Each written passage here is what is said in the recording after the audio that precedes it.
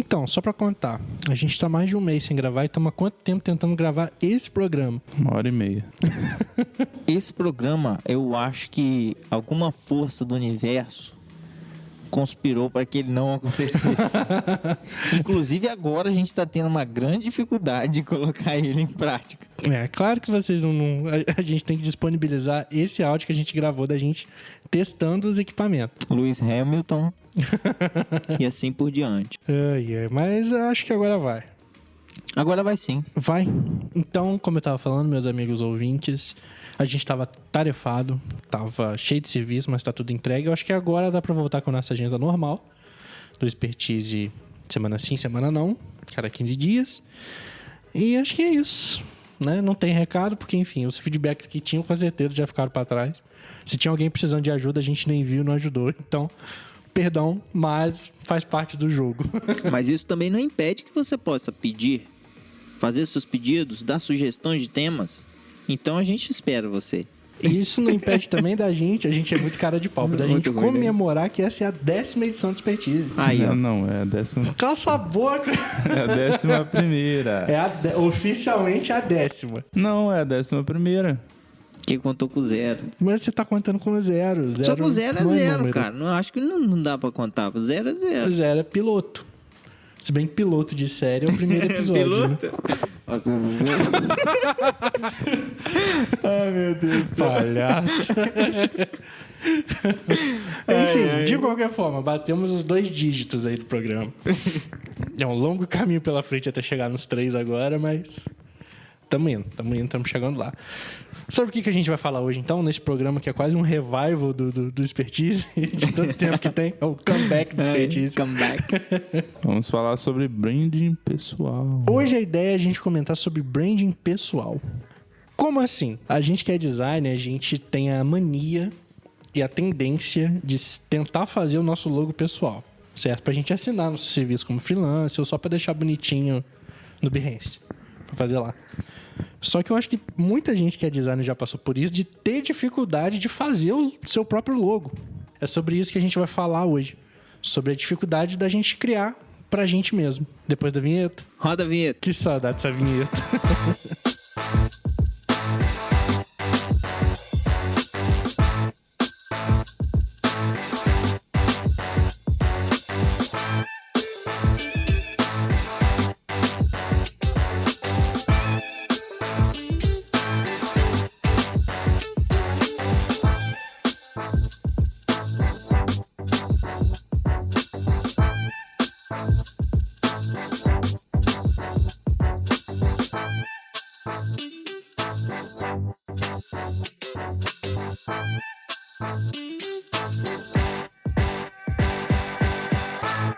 Quantos logos vocês já tentaram fazer pra vocês mesmos?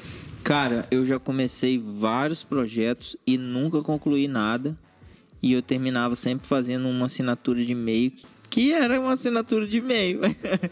Que o pessoal, nossa, o logo é muito legal. Mas aí eu ficava, não, logo não, né? Mas...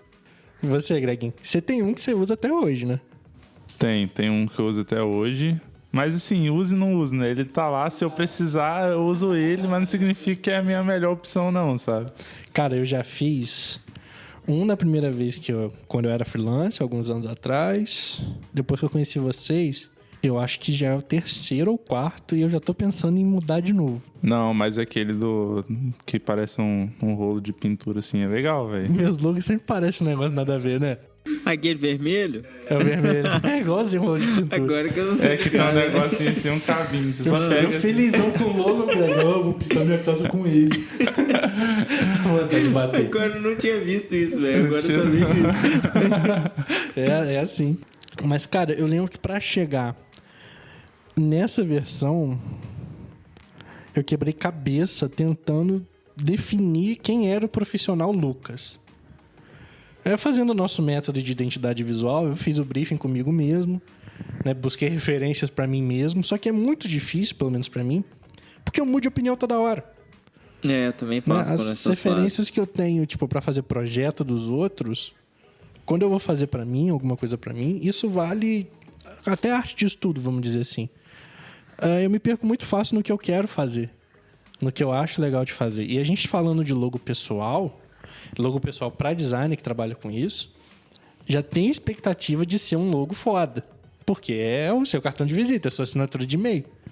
A pessoa que é freelancer tem que ter.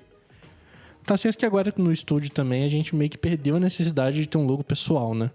O estúdio meio que assina tudo pra gente. Sim, mas sim. se tivesse todo mundo por conta própria, com certeza ia ter essa pressão, tá ligado? E aí fica nessa, eu fazia um rascunho, não gostava, vou fazer outra coisa. Aí fazia um rascunho, não gostava, vou fazer outra coisa.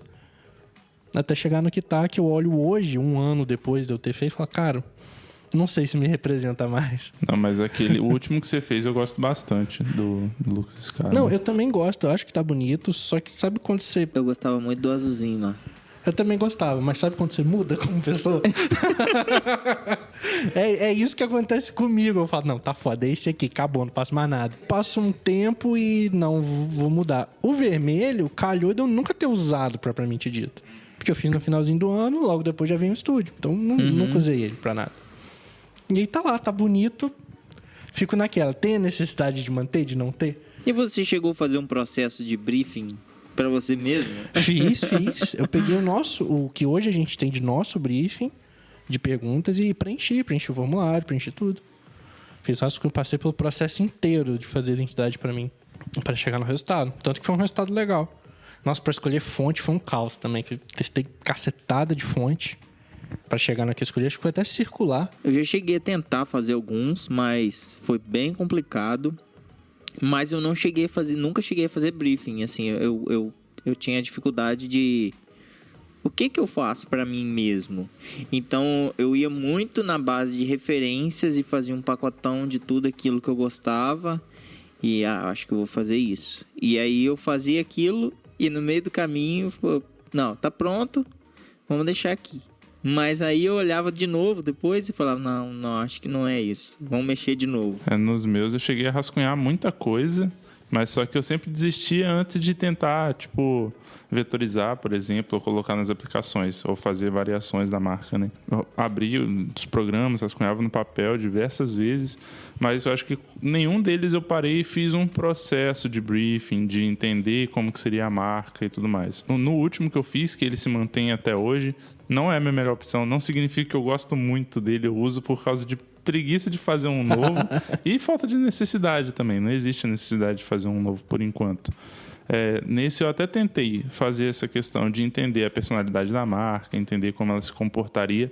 Só que para mim foi muito difícil, né? Porque é como se eu estivesse olhando para mim e falando, nossa, eu sou sábio, sabe? Nossa, eu sou inteligente. É estranho eu dar características sobre mim, porque nem sempre eu acredito nelas, tá ligado? Puxando esse gancho do que você tá falando, e aí trazendo pro geral, né? Por exemplo, se o estúdio vai fazer uma marca pessoal, né?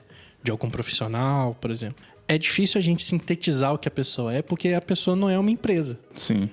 Né? E beleza, vou dar o exemplo aqui da Cris Cakes, que eu já falei isso aqui em outros programas também. Tinha a personalidade da empresa Cris Cakes e da pessoa Cristine. Abraço, Cristine. Agora, se a gente vai fazer um logo pra Cristine confeiteira, muda totalmente a parada. Muda totalmente o jeito de você pensar, de definir, como o Gregor falou, personalidade. Definir as características ali de como a marca se comporta. Porque as pessoas não são empresas. E aí? E a gente também não é. O design, a gente se confunde nisso. Até onde vai o design empresa, o design freelance, empreendedor, dono de estúdio, e onde começa a pessoa que vai estar ali trabalhando. Uhum. Então, acho que uma das dicas mais importantes que a gente pode dar é isso, é pensar nisso e com isso em mente fazer o briefing.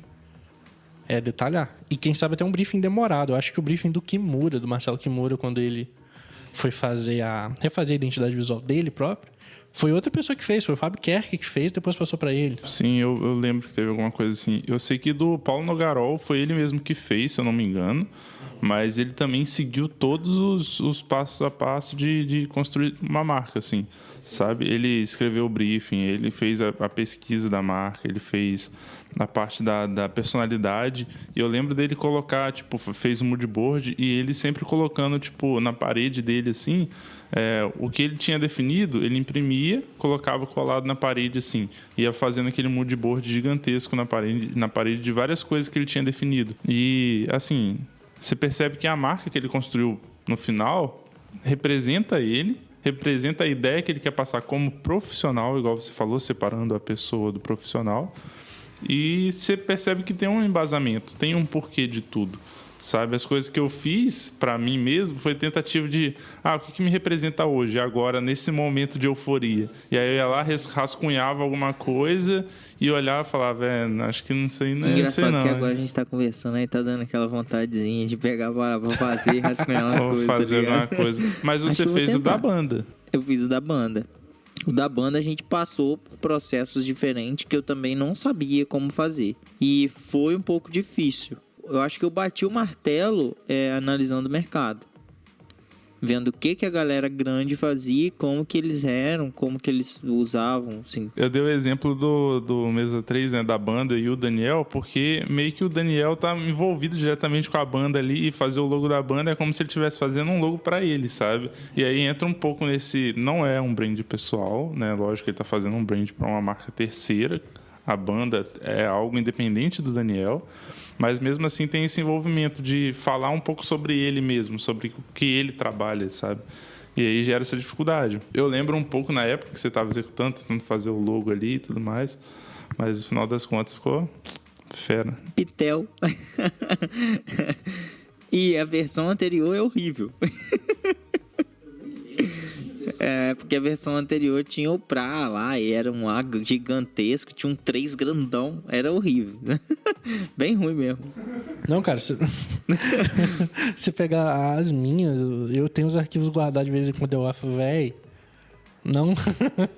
Mas é evolução de... Você vai conhecendo, né, o jeito melhor de fazer a parada, você vai melhorando. Aquele azulzinho que eu tinha era 2 círculos, não tinha nada em proporção com nada, uma fonte nada a ver. E eu achando que tava top na época. Eu lembro que eu cheguei e fiz fazer site com aquela marca, você lembra? Eu gostava dele. Caraca, sitezinho. Outros tempos, na época que eu fazia site, cruz credo. Eu acho que a gente tem muita tendência de, quando é pra gente, a gente começar já direto no símbolo. Né? Sim. Sem pensar em mais nada, já começar fazendo. Abrir o Illustrator e falar, hoje vai sair meu logo. E obviamente não sai. O dia é inspirado. Mas é legal a gente debater sobre isso por conta de dar valor aos processos que precisam. Dar valor aos processos, coisa que a gente tem aprendido muito aqui no estúdio. Uhum. Isso acarreta, sabe o quê? E aí é um ponto sério que eu quero trazer aqui pra conversa. A chance da gente, quando tá pensando no nosso brand pessoal, tanto na parte visual quanto na parte estratégica mesmo, a gente criar uma persona que não é a nossa. Principalmente pra rede social, cara. Que a gente tem sempre que aparecer, tem sempre que ser o diferente, tem sempre que se destacar. Você cria uma parada que é sua, mas não é sua. E aí você tem que ficar fazendo papel ali toda hora. É muito arriscado isso acontecer. E como que você evita isso, sendo que é o normal? É estranho porque você tem que parar e analisar. E aí vai muito, assim, do que você é hoje, realmente, o que representa a sua essência. E sem levar muito em consideração coisas que te influenciam, coisas que você vê e quer ser, mas ainda não tá naquela etapa ainda. Então, é muito louco essas coisas, assim, de ter um conflito mesmo de personalidade, né, assim. Exato. Nossa, é exatamente isso. Conflito de personalidade. É um conflito de personalidade, eu acredito que seja. Eu sei porque, pra mim, acontece muito, assim. Coisas que eu acho legal, mas que aí eu começo a fazer e não começa a dar certo, né? Vai tomando uma linha de raciocínio que não representa mais. Eu passei um pouco disso quando, alguns anos atrás, eu decidi produzir conteúdo para design. Na época do perfil Lucas Escarda Design. Durou, sei lá, 3 posts aquele perfil. Não lembro, não. Era o azulzinho. Era o azulzinho, na época do logo azul. Lembro. Mas por quê? Passado o tempo, eu fui analisar por que eu não dei continuidade. Porque eu tava me forçando a produzir uma parada, produzir conteúdo com dica, por exemplo. Produzir conteúdo falando de outras coisas que não era o que eu tava querendo fazer naquela época. Não era nem questão de pensar nisso como um projeto que pudesse render grana. Não, era porque simplesmente não era o meu estilo. Eu tava vendo os outros fazer e querendo fazer igual. sem pensar no Lucas. Sem pensar no Lucas Escada de verdade. E aí não fluiu. E aí eu simplesmente fui deixando de lado e o perfil não existe mais. Eu apaguei no Instagram, porque não reflete mais. Não refletia na época, hoje então menos ainda. Eu acho que no meu perfil aconteceu algo parecido no Greg Machado Design. Eu tentei trazer esse lance do portfólio também, e postando, né, aquela carreirinha de 3 posts de cada marca e tudo mais. Igual mais ou menos o que o Guilherme faz, assim, só que mal feito. No caso do Greg. O meu é mal feito, o Guilherme faz bem feito. O Guilherme faz bem feito. Aí eu tentei fazer isso, sei lá, render umas 3 marcas lá só, e eu meio que desisti, porque eu sempre ficava me forçando a fazer aquilo. Coisa que, por exemplo, no estúdio, a gente se organiza e prepara isso de forma tão natural, sabe? De forma tranquila, Exato. assim. Tanto que tem um monte de marca que não saiu no perfil ainda, mas que já está pronta, e para organizar e postar no perfil é simples pra gente, assim, de uma semana pra outra. Cara, eu larguei aquele perfil de mão. Realmente. Depois teve o perfil do Arte Máquina. Arte Máquina é outro projeto também que tinha um cunho pessoal no início, bem no início. Depois virou outra coisa e não saiu até hoje. Não, mas vai sair um dia. É difícil, cara. É difícil. E aí eu puxo outro gancho pra conversa. É difícil colocar as suas coisas em prática. E a gente, que é designer, que é artista, a gente fazer pra gente mesmo é foda, bicho. É foda. O azul do estúdio, aquele primeiro azul mais clarinho, era o mesmo tom de azul que eu usava na marca pessoal. Eu trouxe como uma herança, entendeu? Mas o de agora é melhor. O de agora é mais azulzão. Prefiro. Muita coisa sobre a marca do estúdio, o conceito e tudo mais, a gente manteve. Né, da criação do Lucas na época e tudo mais. Mas aí, com o tempo, a gente foi ajustando algumas coisas que na prática iam funcionar melhor, sabe? A gente começou a usar mais flat, e quando não usava flat, a gente usa uma forma de luz lá, como se fosse um translúcido e tudo mais. E tem funcionado, tá legal, sabe? Sabe um perfil que tá fazendo isso? O perfil da Check Design. Ele define a identidade visual pra marca e segue a identidade visual pra marca 1 mês, 2 meses, depois muda completamente, cara. Completamente. E aí muda a temática do que ele tá falando, sabe? É bem interessante o que ele tá fazendo. Bem diferente do que a gente tá acostumado. E é um conteúdo legal também. Bacana. Mas voltando a falar sobre essa questão do brand pessoal, do profissional de design, né? Eu lembro muito do Beto também. Na época o Beto ele tava querendo fazer um logo para ele, que representasse ele como profissional. O Beto é um amigo nosso. Tipo, ele foi lá, fez o briefing, tudo direitinho, pensou no conceito, pensou um pouco no pictograma, trouxe isso até a mim na época e, tipo, ele já chegou, cara, não sei, não é isso que me representa, não tô gostando e tal. E eu olhei aquilo e falei, mano, mas tem muito conceito legal aqui, que o Beto tem descendente de alemão e é do Sul, e o sobrenome dele é um sobrenome muito único, assim, e eu fiquei, cara, tem muita coisa legal pra você trabalhar aqui que você considerou e não tá usando. Ele, cara, não sei, não me representa, não parece comigo. E eu acho que, tipo assim, é muito nosso, sabe? De fazer algo da gente e falar da gente mesmo, aquele lance de se ver, né? Se pontuar em algumas características, em personalidade, é meio complicado, assim, você... Quase uma autossabotagem mesmo. Sim, né? sim. É. Total. A gente não consegue, tem a dificuldade de se promover. Mas foi o que a gente entendeu aqui dentro do estúdio desse ano, né? Que é, tipo, conseguir diferenciar as coisas, quem é o Gregory pessoa e quem é o Gregory profissional. E falando dessa forma, de fato, quando eu tô me portando como profissional, eu deixo de lado algumas coisas que é do Gregory pessoa. Por exemplo, não a essência, óbvio, não o caráter, essas coisas assim que vem enraizado. Mas o Gregory pessoa é mais tímido, é mais quieto, é mais na dele. O Gregory profissional sabe que não pode ser tímido. E se eu tiver que falar, eu tenho que falar e acabou. Então, normalmente, eu tomo essa atitude com mais facilidade quando eu estou no meio profissional. Se eu estiver no meio pessoal, de tipo, vai lá e fala no meio da galera lá, eu fico, cara, não sei. Não sei. Mas como eu tô como profissional, eu vou lá e falo. Então, tem características que eu assumo, não porque eu troco de personalidade ou porque eu viro outra pessoa, mas porque eu tenho que assumir quando eu tô me portando como um profissional. E aí eu acho muito interessante a gente diferenciar isso e entender as características de um e de outro e usar as características de como você, profissional, para poder construir a sua marca. E aí cai naquela dificuldade de você traduzir o que você é para uma marca. E você conseguir se enxergar naquilo dali. Sim, sim. Entendeu? Porque a gente se vê de uma forma completamente diferente do que a gente realmente é. Isso é normal para todo mundo. Se você se acha bonzão, cara, alguém te acha muito ruim. Se você se acha muito ruim, alguém te acha bonzão. Doideira, né? São pontos de vista E você traduzir isso e manter esse pensamento é difícil. E a gente tá falando de brand, apesar de a gente estar focando aqui mais na parte visual. Brand é tudo, né?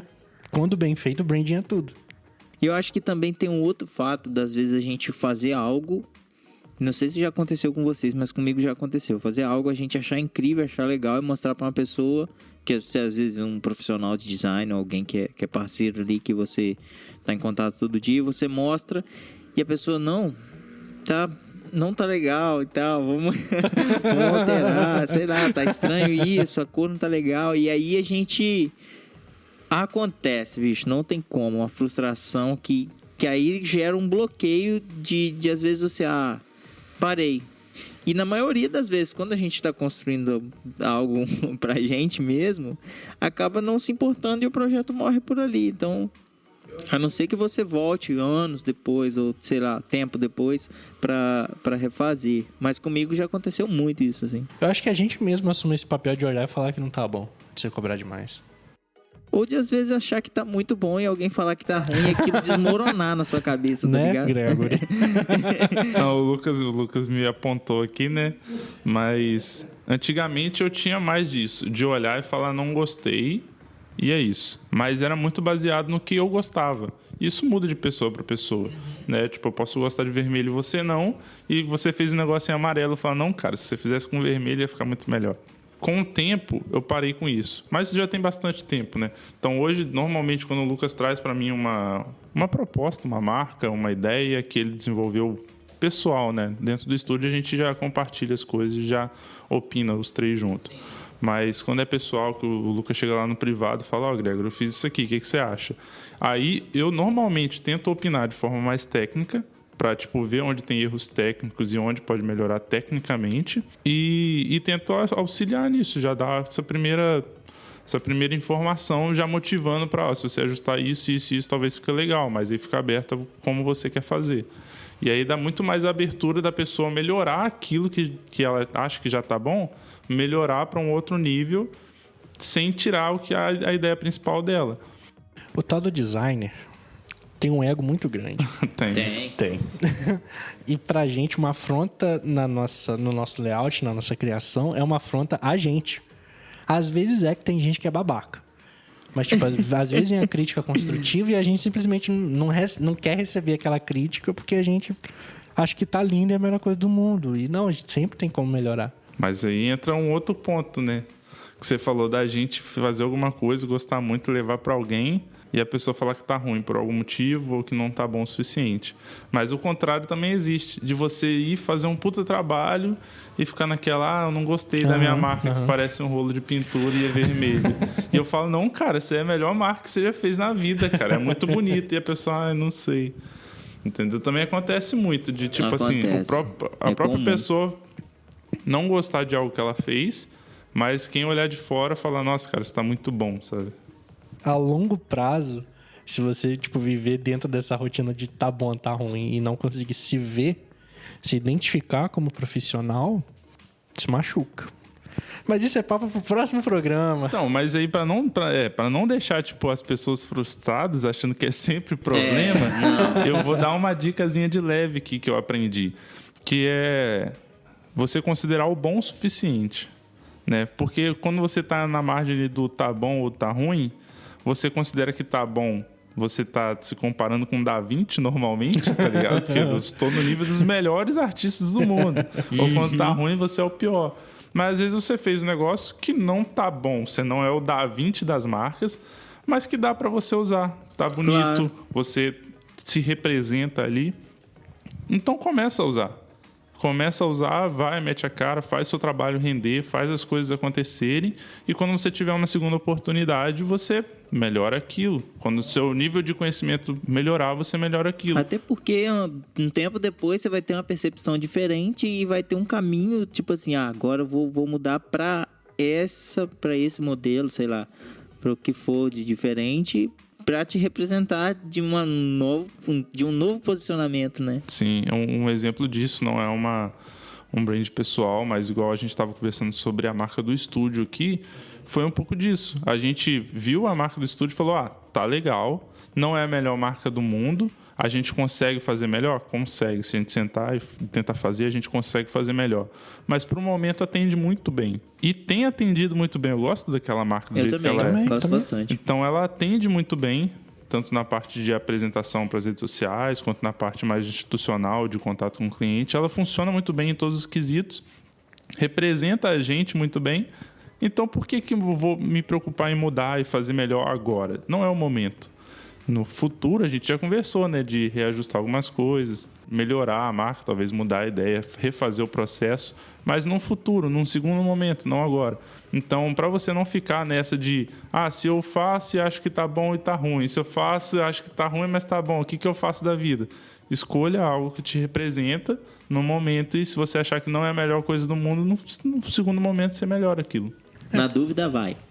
Na dúvida vai, porque senão vai virar aquele ciclo de você sempre querer mudar e nunca chegar a lugar nenhum. E quando você parar para pensar, você vai estar com uma gaveta cheia de projeto e, na verdade, você não mostrou nada para ninguém sabe que nem existe. Eu falo isso porque aquela minha marca que o Lucas falou que eu uso normalmente, ela tá lá, eu falei que eu não gosto dela. Eu não gosto tanto dela, assim, mas ela me representa. Eu consigo usar ela funciona para rede social, institucional, para falar com o cliente. Então, se eu precisar usar ela tá lá, ela funciona bem. Isso que a gente está falando aqui, gente, vale tanto para você, designer, e para você que é de outra área, que escuta a gente, para os seus projetos pessoais mesmo. Se você é de social media, para o seu posicionamento de marca, né? Não necessariamente a parte visual. Porque é isso. Né? Eu acho que a conversa se resume aqui. Você tem que botar em prática um dia para as coisas começarem a sair. Você vai esperar uma marca estar pronta para começar um negócio? A gente sabe que não precisa. Né? Quanta gente aí tá ganhando dinheiro sem ter nada. Vocês querem falar mais alguma coisa? Não, eu acho que a gente já falou demais. A gente já falou demais, já né? entregou. Tava aqui refletindo sobre tudo isso aí. Já entregou o ouro, já. Então vamos deixar as pessoas refletirem agora também. A gente vai ficar por aqui, porque a gente tem outro programa para gravar. Mas comenta pra gente. Deixa nos comentários no YouTube ou no Anchor, se você ouvir por lá, ou manda no Instagram. O que você acha dessa conversa? Se você já tentou fazer sua marca? Quais dificuldades você teve? E se você chegou a algum lugar? Conta pra gente como é que foi com vocês aí. Gregory, qual que é o nosso Instagram mesmo? Nosso Instagram é @estudiosanto.design. E o nosso site, Daniel? estudiosanto.com.br. Entra lá que você vai ver os projetos que a gente está em andamento. Os projetos já foram feitos e também os projetos que ainda estão por vir, que a gente está para atualizar, que tem bastante coisa nova para colocar ainda. Tem novidade chegando, a gente precisa começar a liberar essas novidades. Todo programa a gente fala que tem. É verdade. Mas, gente, a gente tá um mês sem gravar porque tá trabalhando em projeto dos outros. E as coisas estão fluindo, graças a Deus. Tá indo, estamos indo bem. A gente tá no YouTube, Expertise Podcast, canal Estúdio Santo. No Spotify, em todas as plataformas de podcast, é só pesquisar Expertise Podcast. Eu sou @ScardaLucas. Eu sou @Gregory_Olivier. Eu sou @Daniel Lial. E a gente fica por aqui, Daniel. Por aqui. Tamo junto. Beleza? A gente vê você no próximo programa. Vamos encerrar com qual música? Ih, rapaz. Acabou as músicas. Eu não tenho música mais não, gente. Eu tenho que lançar. A gente te deu um mês pra você escrever música, você não escreveu, não. Tem que lançar. Reconstrução, você acha que pode botar no finalzinho aquela versão ao vivo? Ou dar uma segurada? Dá uma segurada no Então, só vou falar que tem uma música nova pra vir aí. Ó, tá vendo? Tá vindo aí. Então, a gente encerra com a vinheta normal do Expertise. Beleza, então. Beleza? Valeu, gente. Valeu. Valeu.